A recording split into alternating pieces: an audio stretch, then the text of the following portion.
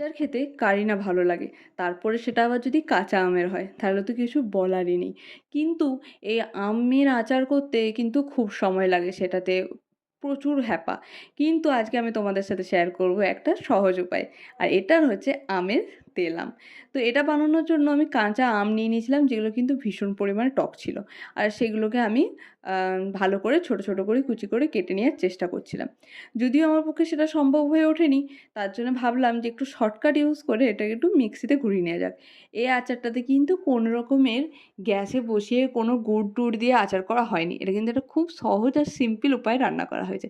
তো এখানে আমি ছোট এরকম করে মিক্সিতে বেটে নিয়েছিলাম, একদম পেস্ট করিনি। কাঁচা লঙ্কারও একটা পেস্ট বানিয়ে নিয়েছিলাম। তার মধ্যে তারপরে একটা কড়াইয়ে মধ্যে আমি জিরে, সর্ষে, আ তারপরে মৌরি আর দিয়েছিলাম মেথি গুঁড়ো। এইগুলো দিয়ে ভালো করে আমি ড্রাই রোস্ট করে নিয়েছিলাম। এটা ভালো করে ড্রাই রোস্ট হয়ে গেলে ৪-৫ মিনিটের পরে তোমরা দেখবে খুব সুন্দর একটা গন্ধ এটার থেকে ছাড়তে শুরু করবে। তখনই বুঝবে যে রোস্টটা ভালোভাবে হয়ে গেছে। আর আমি এখানে কিছু রসুনও কুচিয়ে নিয়েছিলাম। তোমরা চাইলে আরেকটু বেশি রসুনও দিতে পারো। তারপর ওই আমের মধ্যে আমি কাঁচা লঙ্কা বাটাটা, তার সাথে হলুদ গুঁড়ো, নুন গুঁড়ো আর শুকনো লঙ্কার গুঁড়ো আর কিছুটা চিনি দিয়েছিলাম, কারণ আমটা প্রচণ্ড টক ছিল। তো ব্যালেন্স করার জন্য। আর তারপরে ওই মশলা যেটা আমি বেটেছিলাম সেটা আমি অ্যাড করে দিয়েছিলাম। আর তারপরে আমি সর্ষের তেল অনেকটা গরম হতে ছেড়ে দিয়েছিলাম।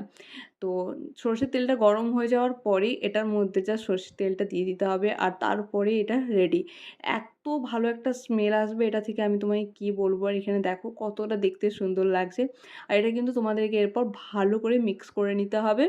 ভালো করে মিক্স করে নেওয়ার পরে তোমরা দেখবে আচারটা রেডি হয়ে গেছে। কিন্তু এটা সঙ্গে, সঙ্গে খেও না। আমি বলব এটা ৩ থেকে ৪ দিন তোমরা রোদে দাও এবং প্রতিদিনই তারপরে রোদে দিতে থাকো। দেখবে আচারটা খুব ভালো লেগেছে খেতে। আর আমাকে অবশ্যই জানিও তোমাদের কেমন লাগছে আমের তেল আম।